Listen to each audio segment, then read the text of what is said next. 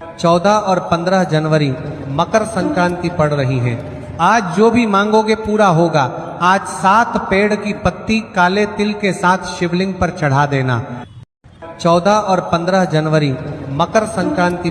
Sugar वाले जीव जिनकी शुगर ऊंची नीची हो रही हो, ज्यादा शुगर की परेशानी आ रही हो और इंजेक्शन लेना पड़ रहा हो, उनके लिए निवेदन है काली तिल्ली कल के लिए है ये खास तौर से। बाकी के शुगर के लिए तो उपाय और बाद में बता देंगे, पर कल के लिए जो करना चाह रहे हैं, जिनकी शुगर लेवल में नहीं आ रही है, काली तिल्ली शंकर भगवान के शिवलिंग पर समर्पित कर दो और उस काली तिल्ली को जब शिव जी पर चढ़ाएं तो महाराज हाटकेश्वर महादेव का नाम लेना है।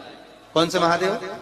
हाटकेश्वर महादेव का नाम लेना है और शंकर भगवान पर काली तिल्ली चढ़ाते जाना है। उसमें कंकर नहीं हो, सफेद तिल्ली का एक भी दाना नहीं हो, इसका ध्यान रखिए।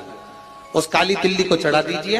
हाटकेश्वर महादेव का स्मरण कर कर किसी को जल ना चढ़ाने देना उस समय पर जब आप शंकर जी को चढ़ाएं, और भगवान शंकर की हाटकेश्वर महादेव का स्मरण कर कर 108 रुद्राक्ष से मनके से माला जप लो। सब कान खोलकर सुन लो मेरी माता और मेरे प्यारे भाई बहनों।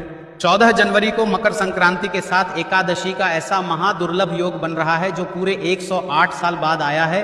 जब पिछली बार ये योग बना था तब जिन्होंने ये छोटा सा उपाय किया था उनके दुख कष्ट दूर हुए थे और रुकी हुई मनोकामनाएं पूरी हुई थी। इसलिए आप भी देर मत करना।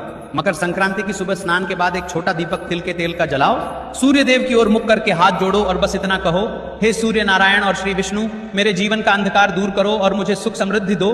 दीपक को कुछ देर जलने दो और मन में कोई नकारात्मक भावना मत रखो। यकीन मानो इस उपाय का प्रभाव आपको अवश्य महसूस होगा।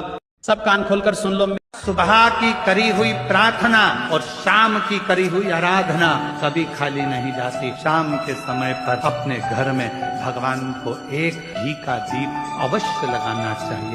सुबह की करी हुई प्रार्थना शंकर भगवान के शिवलिंग पर जब बेलपत्र चढ़ता है तो बेलपत्र का जो सीधा भाग होता है वो शिव जी के शिवलिंग पर होना चाहिए, उल्टा भाग ऊपर होना चाहिए। शंकर भगवान